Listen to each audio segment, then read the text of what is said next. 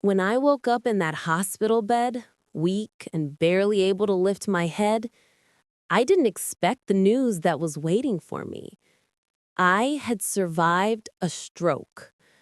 The doctors said I was lucky, but luck is a strange word when you realize that while you were fighting for your life, the people you loved most in the world were making decisions without you. Decisions that would change everything. My daughter stood at the foot of my bed with her brother beside her. They looked nervous. Not the kind of nervous you feel when someone you love is sick. It was different. Guilt, maybe, or shame. I could see it in their eyes before they even spoke. My son cleared his throat. My daughter looked down at her hands. And then they told me.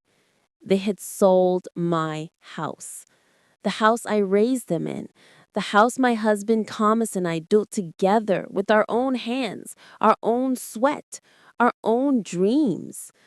At first, I thought I misheard them. My mind was still foggy from the medication. I blinked slowly and asked them to repeat it. They did.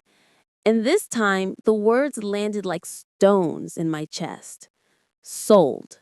My house. Gone. While I was lying in a hospital bed, unable to speak, unable to move, unable to fight back, they had taken everything from me. And they didn't even ask. I wanted to scream. I wanted to cry. I wanted to ask them how they could do this to me. But my throat was dry and my voice was barely a whisper. So I just stared at them. And they stared back. And in that silence, I felt something break inside me. Not my heart. That had already been broken. It was something deeper. It was trust. It was the belief that family would protect you no matter what. This is my story, and I need to tell it, not because I want revenge, not because I want pity, but because I need you to understand what it feels like to lose everything, not to strangers, but to your own children. Let me start from the beginning. My name is Margaret. I'm 73 years old now, though some days I feel much older. I was born in a small town where everyone knew everyone and life moved slowly. My parents were simple people. My father worked at the mill and my mother kept a house. We didn't have much, but we had love. And that love taught me everything I know about family. I met my husband Thomas when I was 19. He was 22, tall and strong with kind eyes and a smile that made me feel safe. We got married a year later in a tiny church with only our families present. We didn't have money for a big wedding, but we didn't care. We had each other, and we had dreams. Thomas worked hard. He took on 2 jobs so we could save for a house. I worked too, cleaning homes and babysitting in the neighborhood. We saved every penny, and after 5 years, we finally had enough. We bought a small piece of land on the edge of town. It wasn't much, just a patch of dirt with a few trees, but to us, it was everything. We built that house ourselves. Well, Thomas did most of it. I helped where I could. I held the boards while he hammered. I painted the walls while he fixed the roof. It took us almost 2 years to finish, but when it was done, it was ours. Our home. The place where we would raise our children. The place where we would grow old together. Our daughter, Linda, was born a year later. She was a beautiful baby with big brown eyes and a loud cry. Thomas said she had my stubbornness. I said she had his temper. We were both right. 3 years after Linda, our son David was born. He was quieter than his sister, gentler. He clung to me as a child, always holding my hand, always looking up at me with those soft eyes. We weren't rich, we never were, but we were happy. I made sure the kids had what they needed. I cooked every meal from scratch. I sewed their clothes when I could. Thomas worked long hours, but he always came home for dinner. We sat together at that old wooden table every single night. We talked, we laughed, we were a family. The house held all of our memories. The kitchen where I taught Linda how to make her first cake, the living room where David took his first steps, the backyard where Thomas built a swing set with his own hands. Every corner of that house had a story. Every room held a piece of our lives. Linda grew up strong-willed. She was smart, always reading, always asking questions. She wanted to be a teacher. David was more artistic. He loved to draw and paint. He was quiet, but when he spoke, people listened. I was so proud of them, so proud of who they were becoming. Thomas and I always told them the same thing. Family is everything. No matter what happens in life, no matter how hard things get, you take care of each other. You protect each other. You never abandon each other. I believed that with my whole heart, and I thought they believed it too. When Linda turned 22, she got married to a man named Roger. He was polite enough, but there was something about him I never quite trusted. He smiled too much. He talked too much. He made promises he didn't keep. But Linda loved him, so I kept my mouth shut. I didn't want to be the kind of mother-in-law who interfered. Roger worked in sales. He was always talking about big deals and big money. He liked to show off. New cars, expensive watches. I remember thinking he spent more than he earned. But it wasn't my place to say anything. David stayed single longer. He moved to the city for work and came home less and less. He got a job at an advertising firm. He was doing well, he said.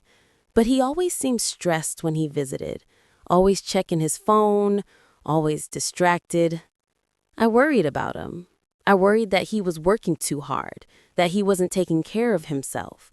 But he was a grown man. All I could do was love him and hope he was happy. Thomas passed away 8 years ago. It was a heart attack. Sudden, no warning. One day he was fine, fixing the fence in the backyard, and the next day he was gone. I thought I would die too. I didn't know how to live without him. We had been together for almost 50 years. He was my partner, my best friend, the love of my life. The funeral was small, just family and a few close friends. Linda and David stood beside me at the grave. Linda held my hand. David had his arm around my shoulder. I remember thinking, at least I still have them. At least I'm not completely alone. After Thomas died, the house felt too big and too quiet. I would wake up in the middle of the night and reach for him, forgetting he was gone. I would set 2 places at the table before remembering I was eating alone. Grief is a strange thing. It doesn't come all at once. It comes in waves. Some days I was fine. Other days I could barely get out of bed. But I kept going. I kept living in that house because it was the only place I still felt close to Thomas. I could still hear his laugh in the living room. I could still smell his coffee in the kitchen. I could still see him in the garden, pulling weeds and humming old songs. Leaving that house would have felt like leaving him all over again. Linda and David came around more after their father died. They helped me with things I couldn't do alone, fixing the leaky roof, mowing the lawn, paying bills. I was grateful. I thought they were being good children. I thought they were honoring their father's memory by taking care of me. I thanked them every time they visited. I told them how much I appreciated them. I told them I didn't know what I would do without them. But looking back now, I realized something. They weren't helping me because they loved me. They were helping me because they were waiting waiting for the right moment, waiting for me to become weak enough that they could take what they wanted. I didn't see it then. I was too trusting, too naive. I believed that family meant something. I believed that blood was thicker than water. I was wrong. It started with small things, little comments, little suggestions, things I didn't think much about at the time, but now I see them clearly. Now I understand what they were really doing. About a year before my stroke, Linda came over for coffee. It was a Saturday morning. I remember because I had just finished baking cookies. Chocolate chip, Linda's favorite when she was a little girl. She sat at the kitchen table, the same table where we used to eat dinner as a family, and she looked around the house with this strange expression. Not nostalgia, not warmth, something else. Something calculating. "Mom," she said, stirring her coffee slowly, "this house is getting too big for you." I frowned. "What do you mean?" "I mean, you're here all alone. It's a lot of space, a lot of work. Don't you think it's too much?" I shook my head. "I manage just fine." "But do you?" she pressed. "The garden's a mess. The roof is leaking in the back bedroom. The furnace is old. It's going to cost a fortune to fix everything." I felt a knot form in my stomach. "Linda, this is my home. Your father and I built this house. I'm not leaving it." She smiled, but it didn't reach her eyes. "I'm not saying you should leave, Mom. I'm just saying maybe we should start thinking about your options, for the future." I didn't like the way she said options. It sounded like she had already made a decision and she was just waiting for me to agree. But I brushed it off. I told myself she was just worried about me, that she meant well. David started saying similar things around the same time. He called me one evening, and after the usual small talk about work and weather, he said, "Mom, have you thought about downsizing?" "Downsizing?" I repeated. "Yeah, selling the house, getting a smaller place, or maybe moving into one of those senior communities. They're really nice. You'd have people around. You wouldn't be so lonely." I wasn't lonely. I was alone, yes, but there's a difference.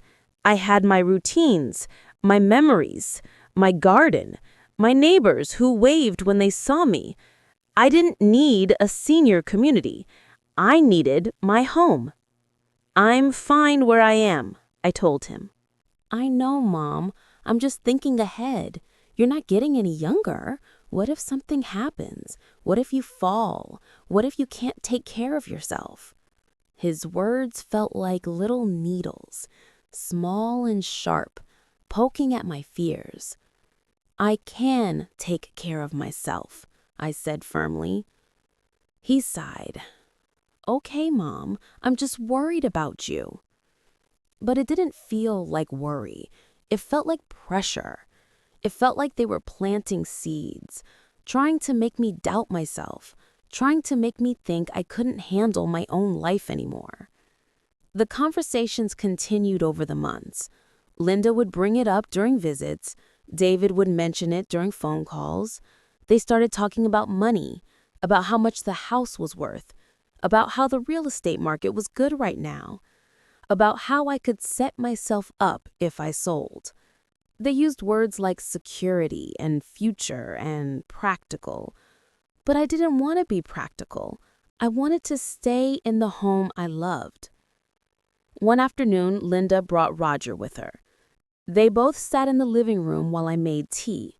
When I came back with a tray, they were looking at something on Roger's phone. They looked up quickly when I entered.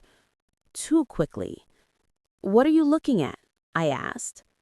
"Oh, nothing," Linda said. "Just house prices in the area." "Why would you be looking at house prices?" Roger smiled that salesman smile of his. "Margaret, Your property has increased in value significantly. Do you know how much this place is worth now? I set the tea tray down. I don't care how much it's worth. I'm not selling. Of course not, Roger said smoothly. But it's good to know these things, for planning purposes. For planning for what? Linda jumped in. Mom, Roger and I have been talking. If you ever did decide to sell, we could help you. We could find you a nice little condo, something easy to maintain. You'd have money left over for anything you need. I don't need anything. I need to stay in my home. They exchanged a look that said they thought I was being difficult, unreasonable, stubborn. But I didn't care. This was my house, my life, not theirs. After they left that day, I sat in the living room and looked around. At the walls Thomas and I had painted, at the furniture we had saved for, at the photographs of our life together. And I felt afraid. Not of being alone, but of losing all of this, of being forced out of the only place that still felt like mine. I called David that night. Your sister was here today, I said. She and Roger were talking about selling the house. There was a pause. Mom, we're just trying to look out for you. I don't need you to look out for me like this, I said. I'm still capable of making my own decisions. Of course you are, he said, but we love you. We don't want you to struggle. I'm not struggling, I said, but even as I said it, I wondered if it was true. The house was getting harder to maintain. Things were breaking down. I was getting older, but that didn't mean I was ready to give up. Over the next few months, the pressure increased. Linda started talking about how much money the repairs would cost. David started mentioning how isolated I was. They made it sound like staying in my home was selfish, like I was being a burden by wanting to live my own life. I started to feel like I was being cornered, like they were circling me, waiting for the moment I would give in. But I held firm. I told them over and over that I wasn't leaving, that this was my home, that I would die in this house if I had to. I should have known those words would come back to haunt me. And then I had the stroke. It happened on a Wednesday night. I remember because Wednesday was the day I did my laundry. I had just folded the last load and was carrying it upstairs when I felt it. A strange tingling in my left arm. At first, I thought I slept on it wrong, but then my vision started to blur. The room began to spin. I dropped the laundry basket, clothes tumbled down the stairs. I tried to call out, but my words came out wrong, slurred, like my tongue was too thick for my mouth. I reached for the railing, but my hand wouldn't grip. I felt myself falling. The world tilted sideways, and then everything went black. I don't remember much after that. I remember flashes, the sound of sirens, the feeling of being lifted, bright lights, voices talking over me, around me, about me. I tried to speak, but nothing came out. I tried to move, but my body wouldn't listen. It was like being trapped inside myself, aware but helpless. I woke up in the hospital 3 days later. The room was white and sterile. Machines beeped beside me. Tubes ran from my arms. My mouth was dry. My head felt heavy. I tried to sit up, but I couldn't. My left side felt like it belonged to someone else. A nurse came in when she saw me moving. She had a kind face. "Oh, you're awake," she said gently. "How are you feeling?" I tried to answer, but my words came out garbled, wrong. I started to panic. What was wrong with me? Why couldn't I talk? It's okay, the nurse said. You've had a stroke. It's affected your speech and your left side, but you're going to be okay. The doctors will explain everything. A stroke. The word echoed in my mind.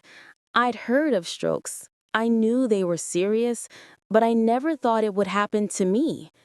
I was healthy. I took walks. I ate well. How could this happen? The doctor came in later. He was young, probably younger than David. He explained that I'd had an ischemic stroke. A blood clot had blocked an artery in my brain. They had managed to break up the clot, but there was damage. My left side was weakened. My speech was affected. I would need physical therapy, speech therapy, time. How much time? I managed to ask. The words were slow and difficult. It's hard to say, he said. Every patient is different, but with therapy, most people see significant improvement. Most people. Not all people. The uncertainty terrified me. Linda arrived that afternoon. She rushed into the room with tears in her eyes. "Oh, Mom," she said, hugging me carefully. "I was so scared. When the neighbor found you, they said you weren't breathing properly. I thought I was going to lose you." I tried to tell her I was okay, but the words wouldn't come right. She held my hand and cried, and for a moment I felt comforted. I felt loved. I thought, maybe this will bring us closer. Maybe this will remind them what's important.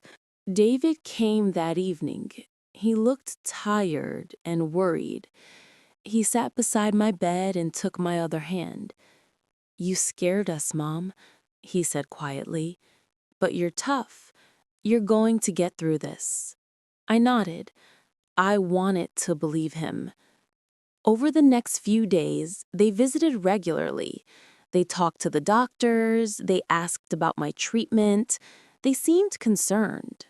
But there was something else, too. Something I couldn't quite identify. They would step out into the hallway and have quiet conversations. They would look at papers and documents. They would glance at me and then look away quickly. I was too weak to ask what they were doing. I was focused on trying to relearn how to move my arm, how to form words with my mouth, how to sit up without help. The therapy was exhausting.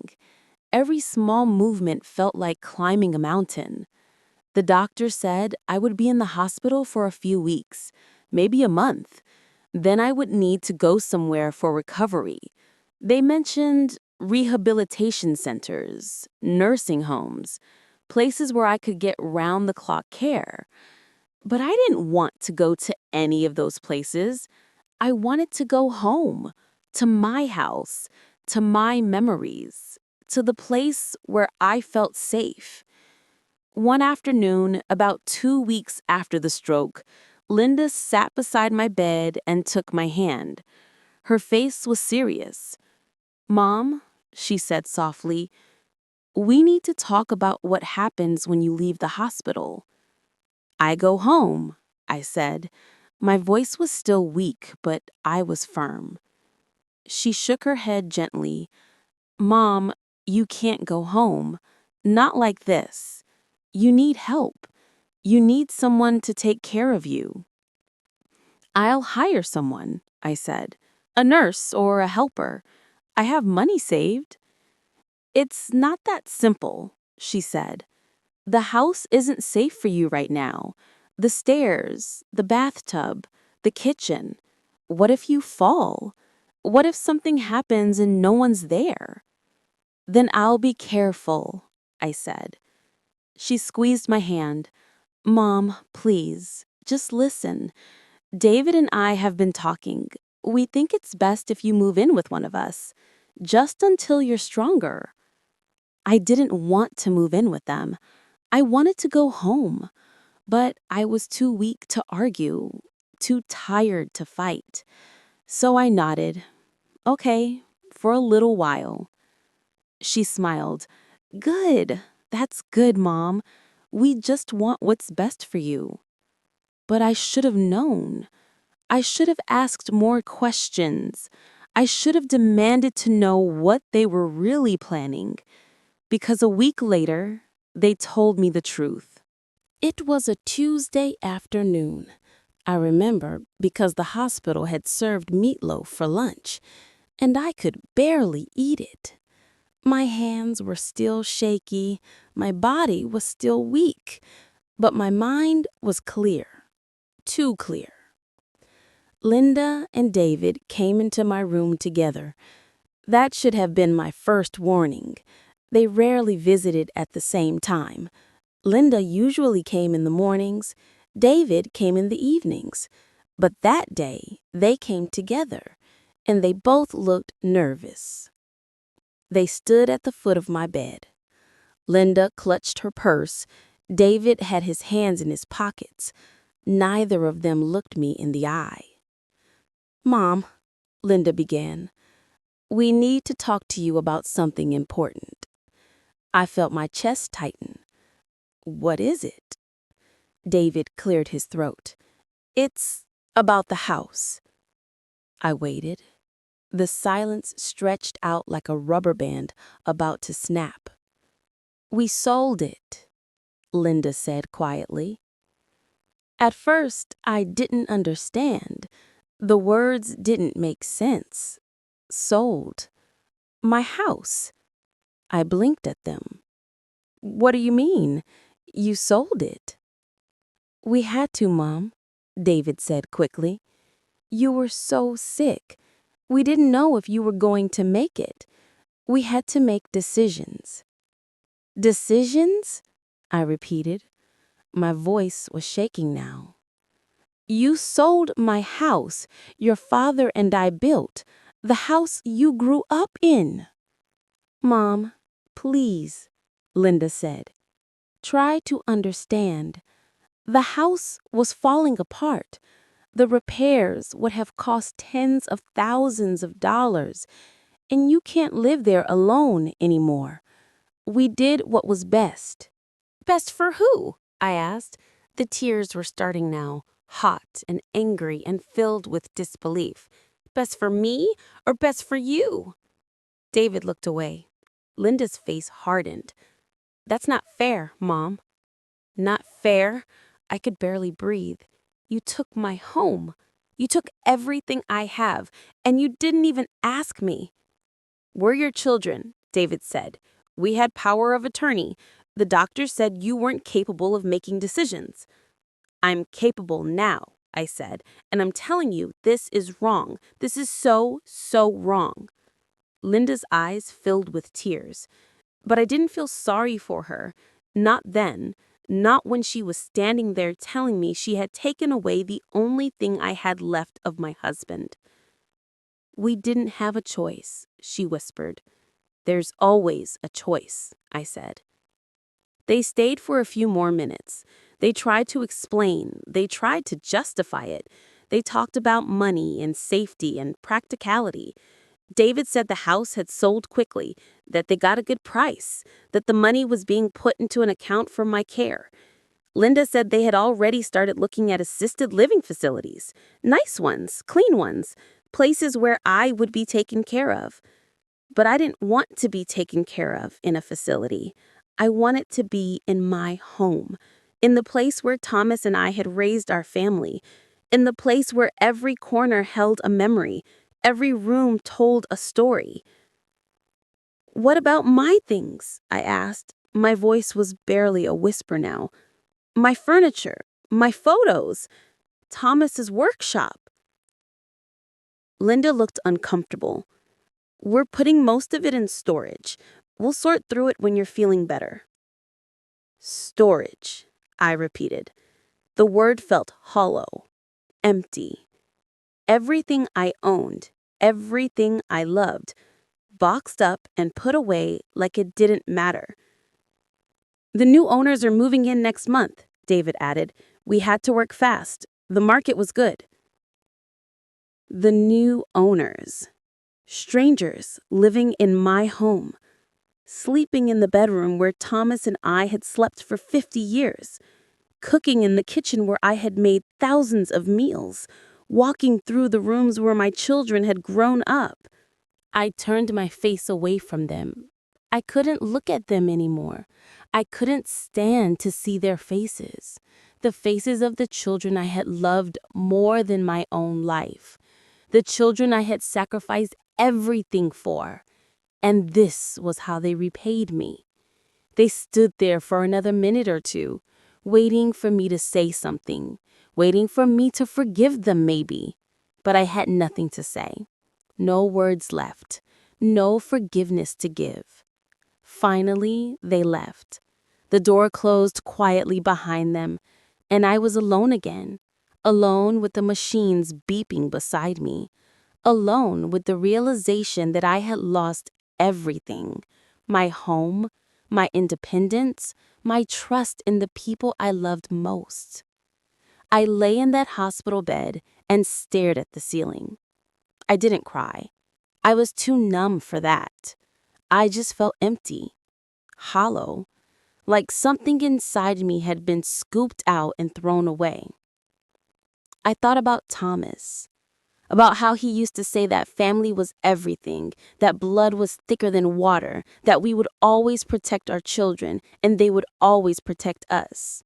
He believed that so deeply, and I had believed it too.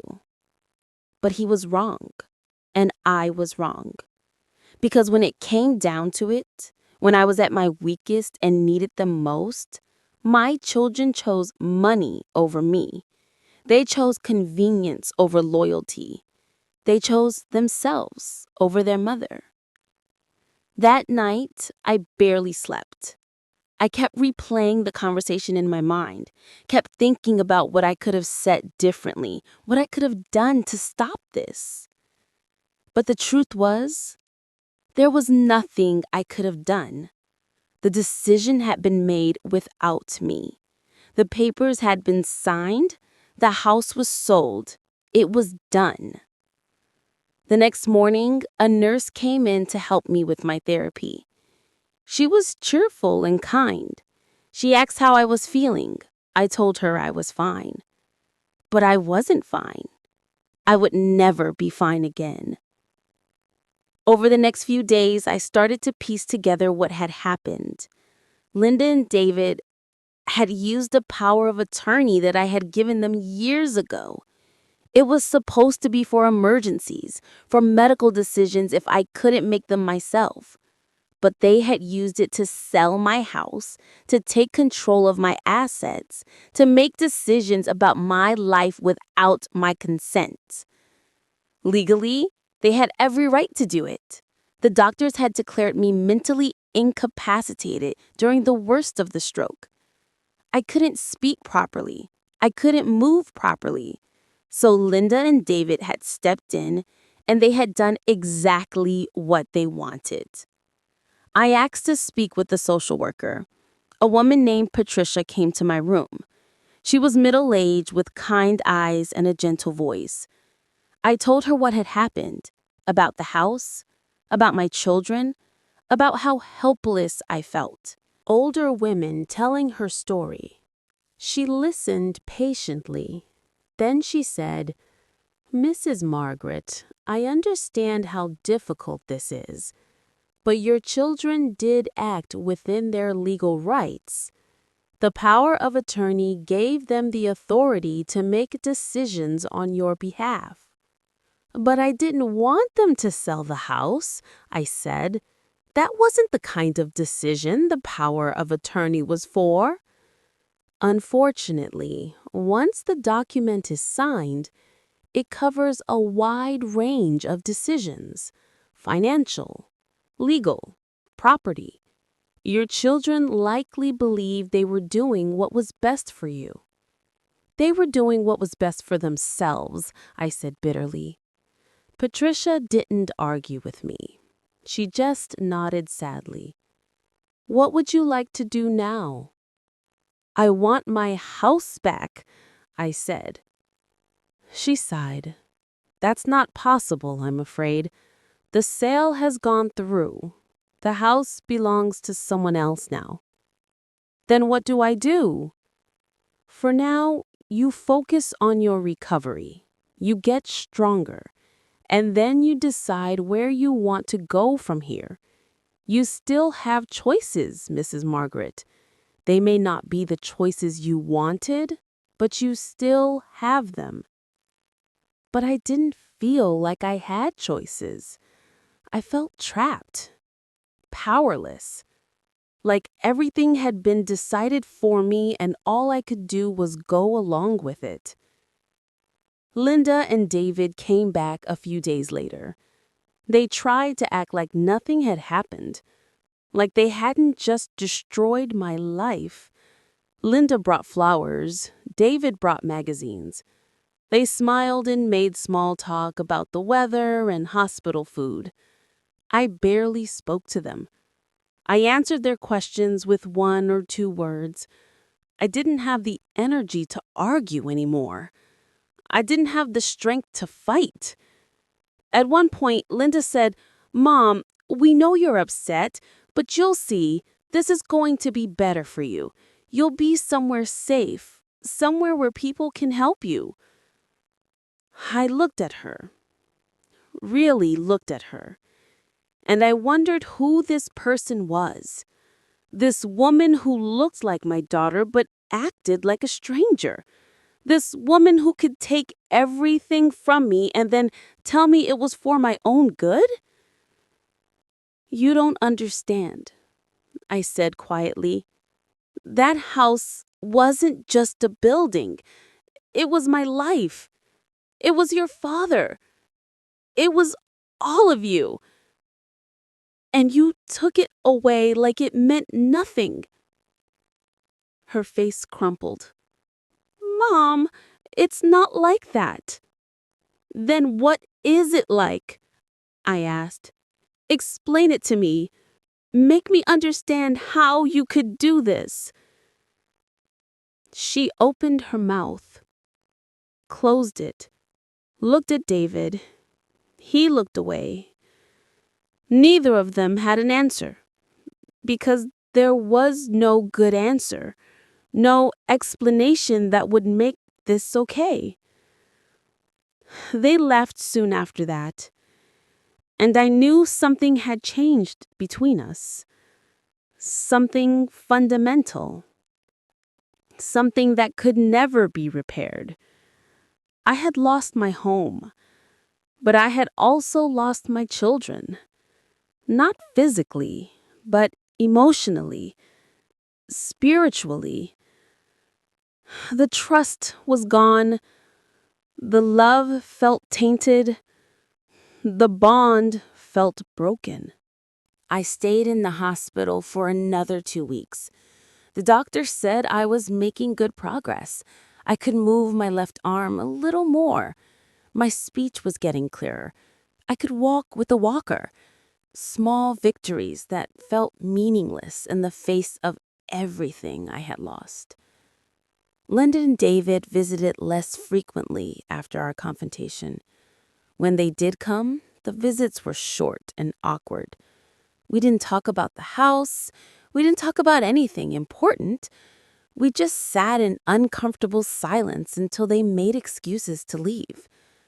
I spent a lot of time thinking during those quiet hospital days, thinking about my life, my choices, my children. I thought about all the times I had put them first, all the sacrifices I had made. Thomas and I had worked ourselves to the bone to give them a good life. We had gone without so they could have what they needed. We had loved them unconditionally. And I realized something painful. Somewhere along the way, I had taught them that I didn't matter, that my needs were secondary, that I would always put them first, so they never learned to put me first. I had been so focused on being a good mother that I had forgotten to teach them how to be good children. Or maybe it wasn't about teaching at all. Maybe some people are just selfish. Maybe some people only think about themselves, no matter how they were raised. I didn't want to believe that about Linda and David, but the evidence was right in front of me. The hospital social worker, Patricia, helped me find a place to go after discharge.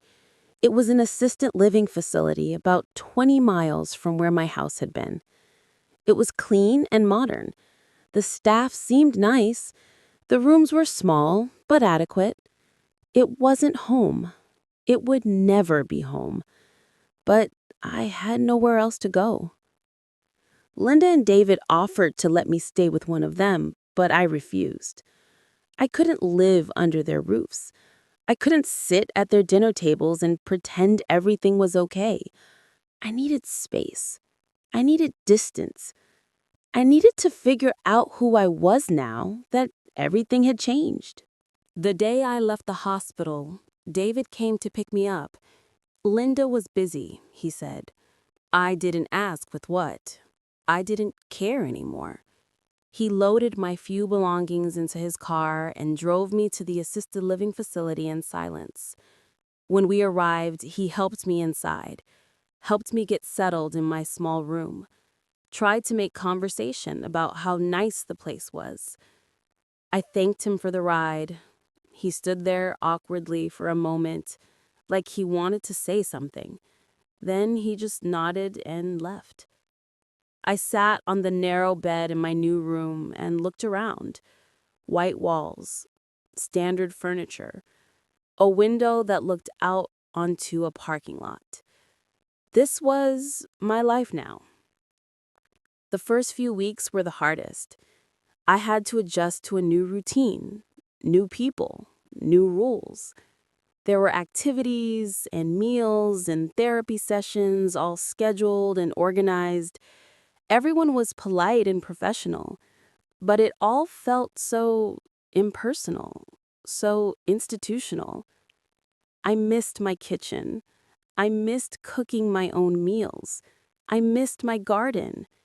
I missed sitting on my porch in the evening and watching the sun go down.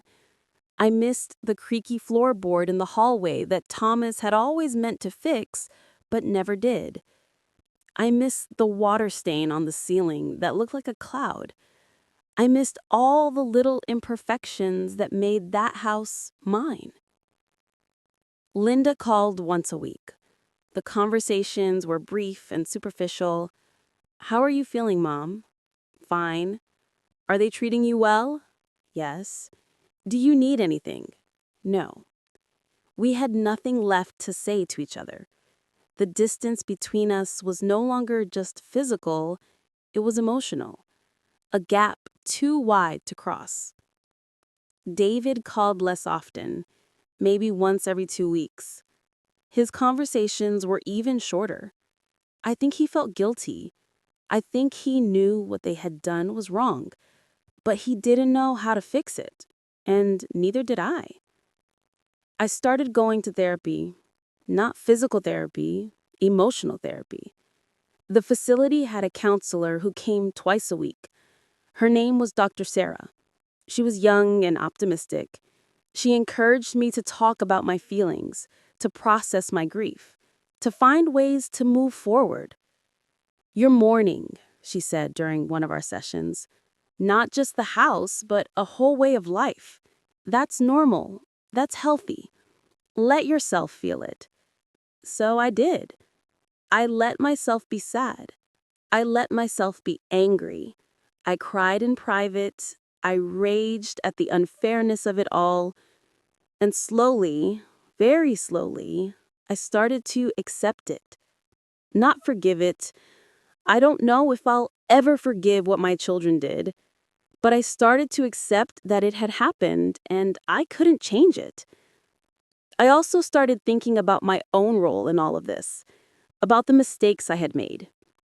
I had given them power of attorney without really thinking about what that meant. I had trusted them completely without question. I had assumed that because they were my children, they would always act in my best interest. That was naive.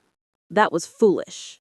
And I realized that I had spent so much of my life defined by other people. I was Thomas's wife. I was Linda and David's mother. I was someone's daughter, someone's neighbor, someone's friend. But who was I? Just me, Margaret, without all those labels? I didn't know anymore. That realization was both frightening and liberating. Frightening because I had to start over at 73 years old. Liberating because maybe, just maybe, I could figure out who I wanted to be now. I started small. I joined a book club at the facility.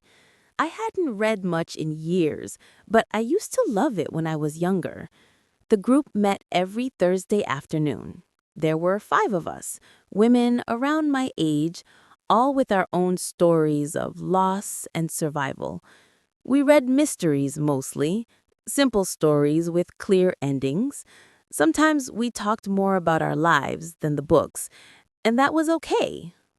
I also started painting. The facility offered an art class on Tuesday mornings. I had never painted before, but I thought of David and how much he had loved art as a child. I wondered if I had any of that talent in me. I wasn't very good at first. My hands were still shaky from the stroke.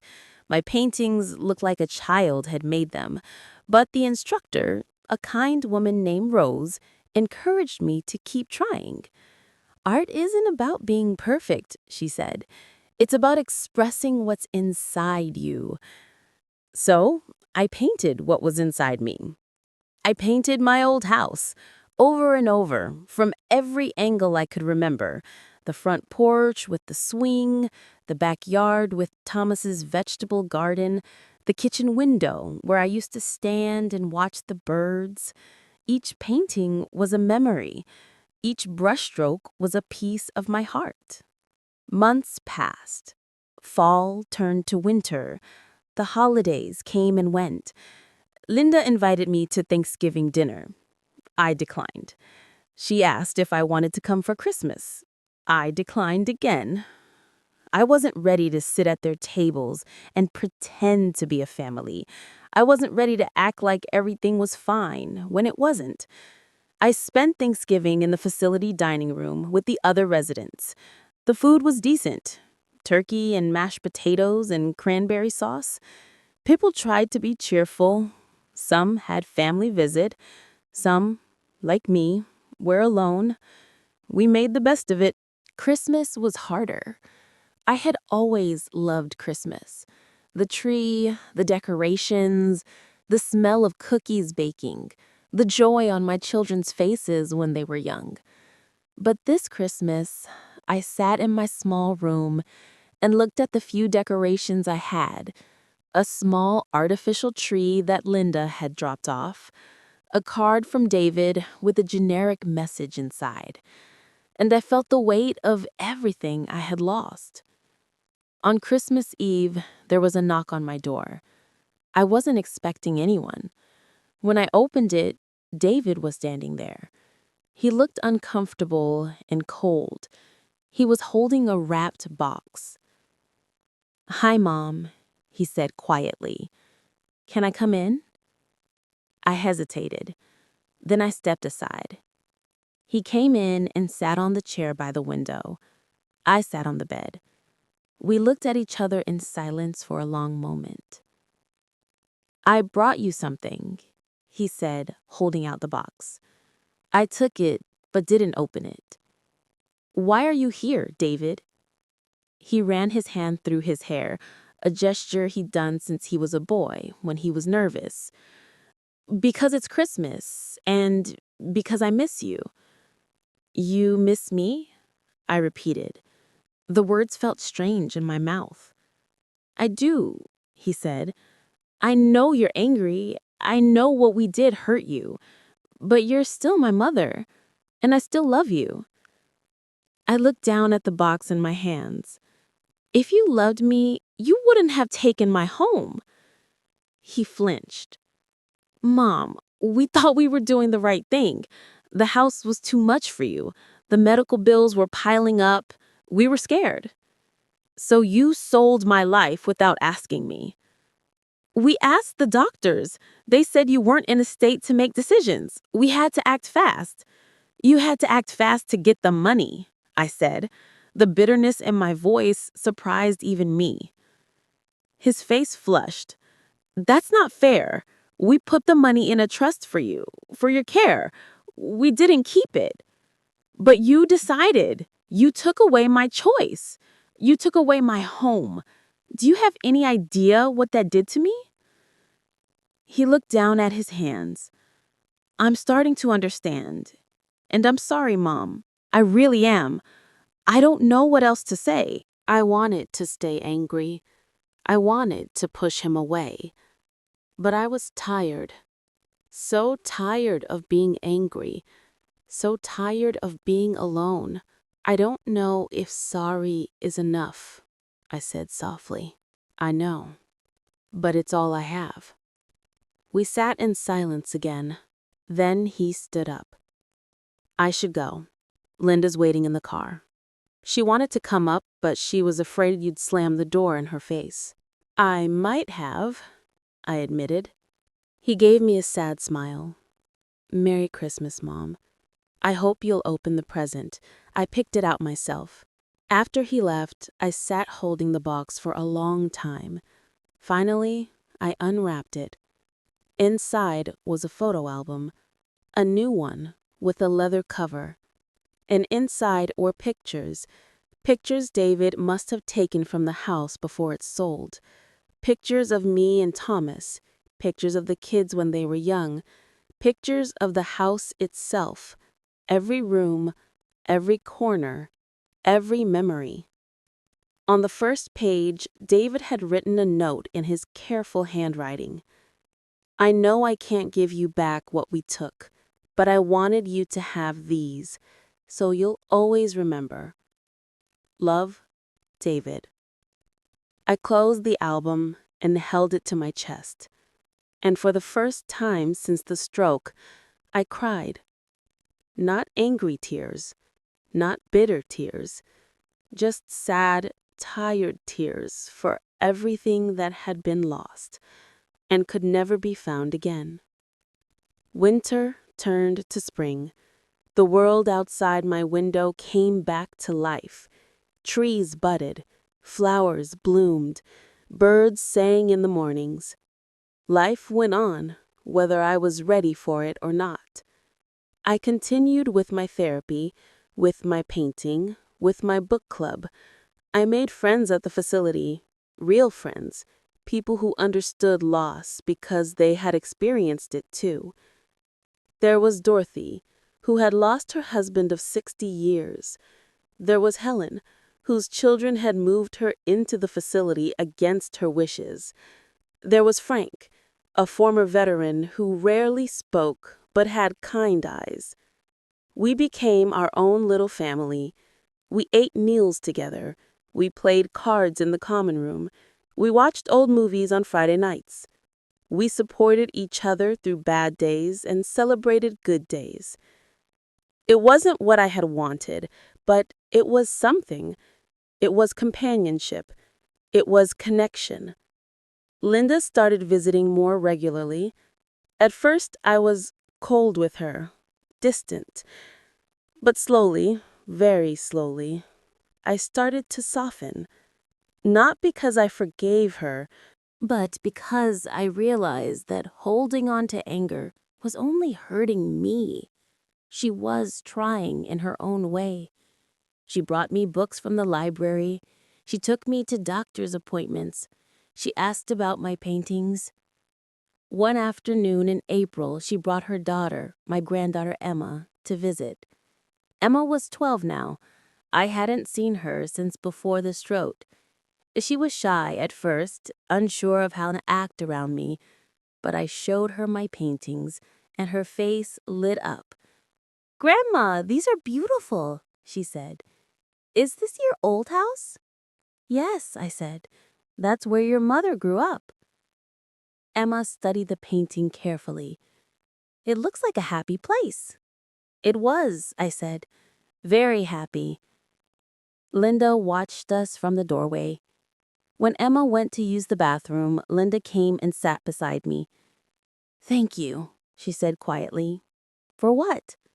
"For not turning her against me. For not telling her what we did." I looked at her, really looked at her, and I saw something I hadn't noticed before. She looked tired, older. There were lines around her eyes that hadn't been there a year ago. Guilt, maybe, or regret. "She's a child," I said. "She doesn't need to carry our burdens." Linda nodded. Tears filled her eyes. "Mom, I know I can't fix what I did. I know I hurt you in a way that can't be undone. But I want you to know that I regret it. Every single day I regret it." "Why did you do it?" I asked. The question I had been holding inside for months finally came out. "Just tell me the truth. Why?" She took a shaky breath. "Because Roger and I were in debt. Serious debt. We had made bad investments. We were about to lose our house, and when you got sick and the doctor said you might not make it, I panicked. I saw an opportunity to solve our problems, and I took it. I convinced Roger that it was the right thing to do, that you needed the money for care. But the truth is, I needed it more." The confession hung in the air between us. I had suspected as much, but hearing it out loud still hurt, still stung like a fresh wound. "Did it solve your problems?" I asked. She shook her head.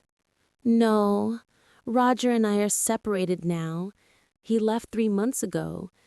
Turns out he had other debts I didn't know about. The money from the house, what we used to pay off our creditors, it wasn't enough. I'm working 2 jobs now just to keep things together for Emma." I should have felt vindicated. I should have felt like justice had been served. But instead, I just felt sad.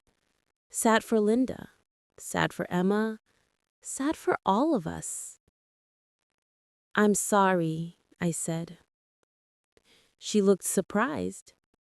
"Why are you apologizing? I'm the one who did this to you." "I'm sorry that you felt you couldn't come to me, that you couldn't tell me you were struggling. I would have helped you, Linda. I would have given you money if you needed it. You didn't have to take everything from me." She started crying then, really crying. Her shoulders shook, her face crumpled. I know, and that makes it so much worse. You would have helped me, and instead I betrayed you. What kind of person does that make me?" I didn't have an answer. I reached out and took her hand. It felt small and cold in mine, like when she was a little girl and would hold my hand crossing the street. "The kind of person who made a terrible mistake," I said finally. "The kind of person who has to live with that mistake and try to do better." She looked at me with red, swollen eyes. "How can you not hate me?" "I did hate you," I admitted, "for a long time, but hate takes too much energy, and I don't have energy to waste anymore. Life is too short. I learned that when your father died, and I learned it again when I had the stroke. We don't get unlimited time, and I don't want to spend what time I have left being angry." "Does that mean you forgive me?" I thought about that, really thought about it. "I don't know," I said honestly. "I don't know if I can forgive what you did, but I can try to move forward. I can try to rebuild something with you. Not what we had before, that's gone. But maybe something new? She squeezed my hand. I'll take that. I'll take whatever you can give me. Emma came back then and the conversation ended, but something had shifted. Some small crack in the wall between Linda and I had opened. It wasn't forgiveness. Not yet. Maybe not ever. But it was a beginning. David came to visit the following week. I showed him the photo album. I told him I looked at it every night before bed. It helps me remember, I said. Not just the house, but the feeling of home. Thank you for that. He looked relieved. I'm glad, Mom. I was worried you would throw it away. I thought about it, I admitted, but it's all I have left of that life. I couldn't. We talked for a while. Really talked. Not just surface conversation, but real things. He told me about his struggles at work, about how he had been seeing a therapist because of the guilt he felt, about how he wanted to make things right, but didn't know how. You can't give me back the house, I said, and you can't give me back the time we lost, but you can be here now. You can be present. You can be honest. That's all I can ask for. He nodded. I can do that. I will do that. And slowly, over the months that followed, he did. He visited more regularly. He called more often. He started taking me out for drives on Sunday afternoons. We would drive through the countryside and talk about nothing and everything. Sometimes we would drive past my old neighborhood. I would look at the house as we passed. Someone had painted the shutters blue. They had added a fence in the front yard. It looked different. It looked like someone else's home now. And strangely, that made it easier. Because it wasn't my home anymore. It was just a house. My home, my real home, was in my memories, in my heart, in the photo album beside my bed. No one could take that from me. It's been 1.5 years now since the stroke, since my children sold my house, since my world fell apart and I had to build a new one from the pieces. I'm 75 years old now. My left side is stronger, though it will never be quite right. My speech is clear again. I can walk without a walker, though I use a cane on bad days. I still live in the assisted living facility. I've made it as much of a home as I can. My paintings cover the walls. The photo album sits on my nightstand. I have my books and my friends and my routines. It's not the life I planned, but it's the life I have. Linda visits twice a week now. She brings Emma with her sometimes. We're rebuilding our relationship slowly, carefully, like constructing a house on unstable ground. There are still moments of tension, still moments when I remember what she did and the anger flares up. But there are also moments of connection, moments when I see the little girl she used to be, the daughter I loved with all my heart. That love is still there, buried under layers of hurt and betrayal. But it's there. David takes me out every Sunday. We've created new memories together, new traditions. Last month, he brought me paints and an easel. We set up in a park and painted together. He's still better than me, but I'm improving. We didn't talk much that day. We just sat side by side, painting the trees and the sky and the people walking by. It felt peaceful. It felt like healing. I've learned a lot in this 1.5 years. I've learned that home isn't always a place. Sometimes it's a feeling. Sometimes it's a collection of memories you carry with you wherever you go. I've learned that forgiveness isn't something you give all at once. It's something you work toward, day by day, moment by moment. I've learned that family is complicated, that love and hurt can exist in the same space, that you can be angry at someone and still want them in your life. I've also learned that I'm stronger than I thought, strong enough to survive losing everything, strong enough to start over, strong enough to choose whether to hold on to bitterness or to let it go. That choice isn't easy. Some days the bitterness wins, but most days I choose to let it go because I'm tired of carrying it and because I deserve peace. I think about Thomas a lot. I wonder what he would think about all of this. Part of me thinks he would be disappointed in Linda and David.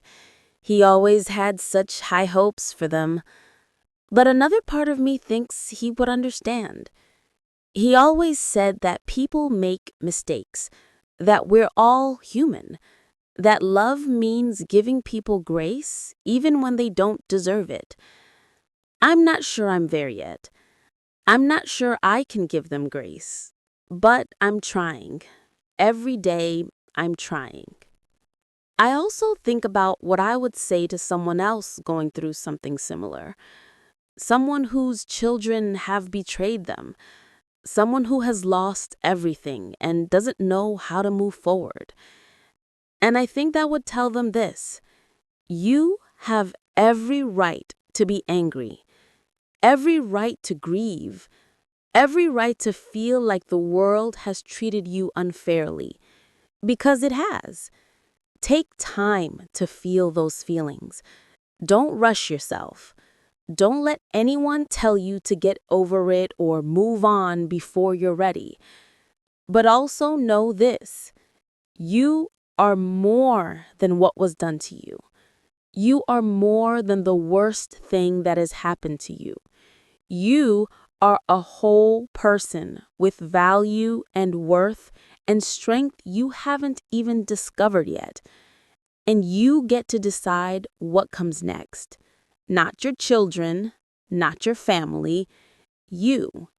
You get to decide whether to rebuild the relationship or walk away, whether to forgive or to hold boundaries, whether to be bitter or to find peace.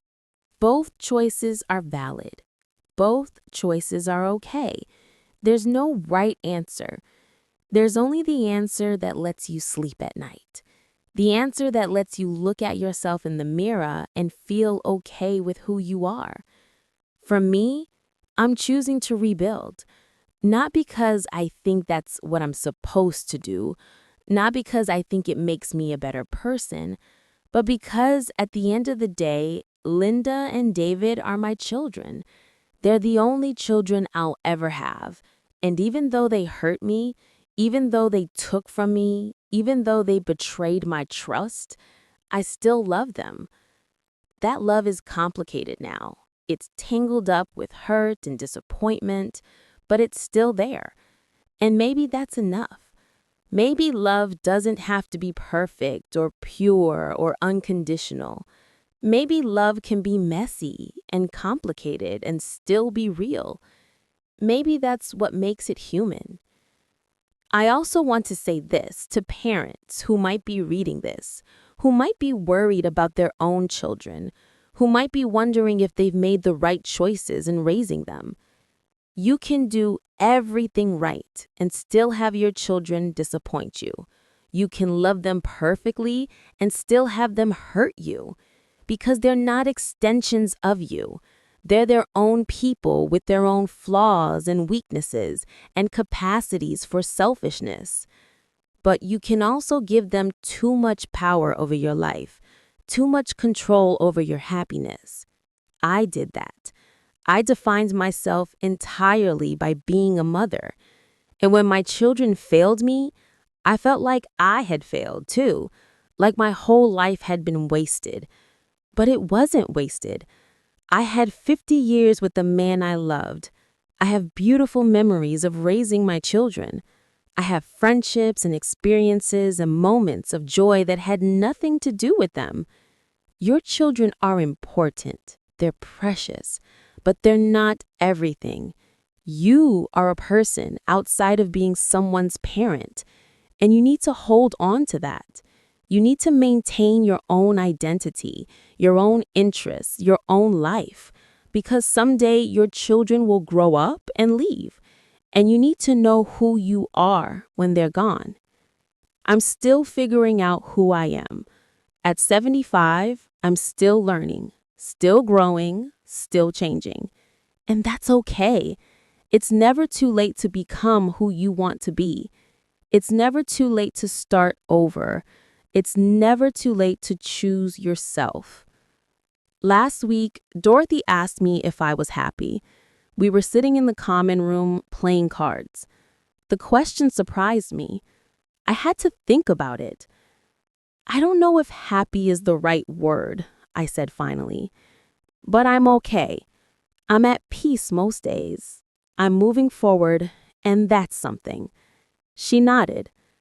That's more than something. That's everything. Maybe she's right. Maybe peace is everything.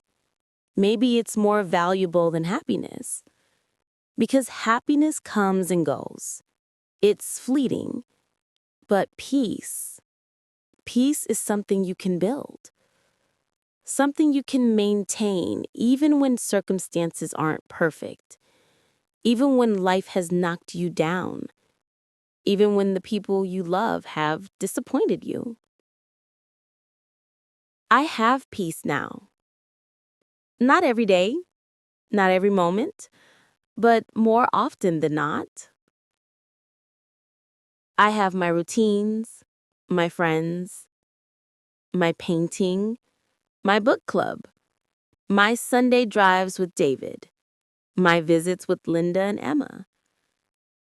I have a life that's different from what I imagined, but it's still a life worth living. And I have my memories.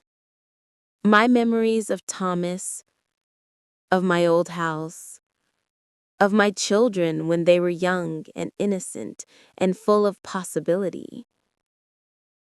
Those memories are mine. They can never be sold or taken away. They live in here, in my heart, in my mind, in my soul. And that's where they'll stay until the day I die. So this is my story. The story of how I lost everything and found myself. The story of how I survived the worst betrayal and came out the other side. The story of how I learned that home isn't a place, it's a feeling. And no one can take that from you unless you let them. I'm still here, still standing, still moving forward. And maybe that's the real victory. Not forgiveness, not reconciliation, but survival, but resilience, but the stubborn refusal to let the worst moment of your life define you. I'm Margaret. I'm 75 years old. I'm someone's mother, though that relationship is complicated now. I'm someone's widow, though Thomas has been gone for years. I'm someone's friend, someone's neighbor, someone's painting partner. But most importantly, I'm me. Just me.